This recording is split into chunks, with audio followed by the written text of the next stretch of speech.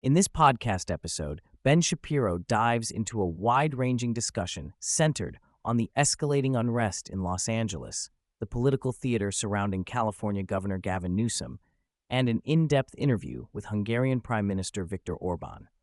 The episode also touches on broader themes of immigration enforcement, federalism, and cultural identity, weaving together domestic U.S. politics with international perspectives. Shapiro opens the episode by addressing the recent riots and unrest in Los Angeles, sparked by federal immigration enforcement actions. He critiques California Governor Gavin Newsom, labeling him as the fake or ineffective leader of the resistance against federal authority. Shapiro, a former lifelong resident of Los Angeles who relocated his family and business out of the state, paints a grim picture of California's governance under Newsom, highlighting the mass exodus of residents and businesses due to poor management. Newsom's dramatic speeches, including one on Independence Day, marred by technical difficulties, are portrayed as overblown and disconnected from reality. Shapiro emphasizes that the federal government, under President Trump, deployed National Guard troops and Marines to support ICE agents conducting immigration raids, actions Newsom and other Democrats have framed as authoritarian overreach. However, Shapiro argues that these federal actions are legally justified and necessary to restore order amid the riots. The episode critiques the contradictory narratives from Democrats and local officials. Initially, some media and politicians denied the existence of riots, then framed them as either positive resistance or as a consequence of Trump's policies. Los Angeles Mayor Karen Bass's declaration of a curfew in downtown LA, an area heavily affected by vandalism and looting, contradicts earlier claims, minimizing the unrest. Shapiro points out the irony of the city's police force being understaffed and often instructed to stand down, exacerbating the lawlessness. Shapiro also highlights the extensive graffiti and damage in downtown LA, which threatens the city's ability to host major events like the upcoming World Cup. Despite these challenges, the media narrative tends to elevate local Democratic leaders as heroes for opposing Trump's federal intervention, a portrayal Shapiro finds absurd given the deteriorating conditions. The podcast delves into the broader political conflict over immigration enforcement in California. Shapiro presents data showing that Los Angeles and California have large undocumented immigrant populations, with estimates ranging from 1.8 to 2.6 million illegal immigrants statewide. He explains that California's sanctuary policies, such as SB 54 and the Trust Act, severely limit cooperation between local law enforcement and federal immigration authorities, effectively protecting undocumented immigrants from deportation. Democratic politicians, including Senator Adam Schiff, California Attorney General Rob Bonta, and Representatives Nancy Pelosi, Maxine Waters, and Judy Chu, are criticized for blaming President Trump for the unrest and portraying ICE's actions as provocative and authoritarian. Shapiro contrasts this with the Trump administration's stance that enforcing immigration laws is a legitimate federal responsibility, especially targeting criminal illegal immigrants. Polling data is discussed to illustrate public opinion on immigration enforcement. While a minority of Americans support deporting all illegal immigrants, a majority favor deporting those who commit crimes, especially violent ones. Shapiro argues that Democrats have failed strategically by refusing to acknowledge this nuance, instead adopting an all-or-nothing stance that alienates many voters. One of the episode's most provocative arguments is Shapiro's suggestion that President Trump might consider letting LA burn in the long term.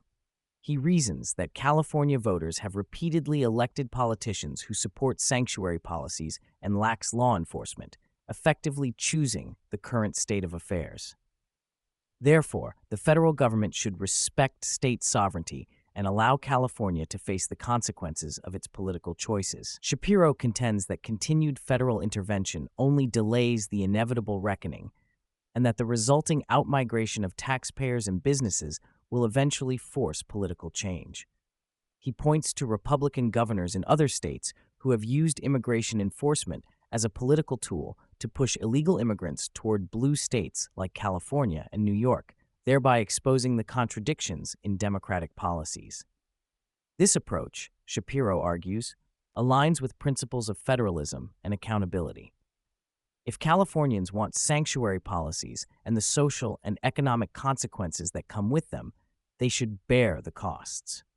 Meanwhile, states that enforce immigration laws and maintain order will thrive, creating a natural political and demographic sorting. The episode transitions to the second part of an interview with Viktor Orbán, a figure admired by many conservatives for his nationalist and traditionalist policies. Orbán discusses the importance of national sovereignty, emphasizing Hungary's historical struggles to maintain independence amid foreign invasions. He outlines his government's efforts to ensure national control over key economic sectors, such as banking, energy, media, and telecommunications, while still welcoming foreign investment. Orbán highlights Hungary's demographic challenges, including low birth rates and opposition to migration, and explains his government's robust family support policies designed to encourage higher birth rates. These include tax incentives, extended maternity leave, and social programs aimed at making it easier for families to have children. He stresses that family is the fundamental building block of the nation, followed by the nation itself and Christianity. The Prime Minister elaborates on the role of Christianity in Hungarian identity, noting that the Church has historically been crucial in preserving the nation's culture and sovereignty. Unlike the secularist trends in much of Europe, Hungary actively supports church-run institutions, such as schools and hospitals, viewing them as more effective than state-run counterparts. Orbán also reflects on his relationship with former U.S. President Donald Trump, praising Trump's role in the broader cultural and political struggle for the soul of the West. He frames this as a battle between conservative, Christian, nationalist values and liberal, progressive secularism. Orbán sees Trump's victories as a source of hope for like-minded leaders in Europe and the West. On foreign policy, Orbán acknowledges the complexities of a multipolar world with rising powers like China and Russia. He advocates for pragmatic diplomacy, maintaining NATO loyalty for security, while welcoming economic investment from both Western and Eastern partners. He calls for stronger U.S. Hungarian relations, noting areas where cooperation has been hindered under the Biden administration. The podcast briefly touches on the latest inflation data, noting that consumer prices continue to rise, but at a slower pace. The Federal Reserve is expected to hold interest rates steady amid ongoing trade tensions. President Trump's recent trade deal with China is discussed, highlighting the complexities and uncertainties surrounding tariffs and economic relations.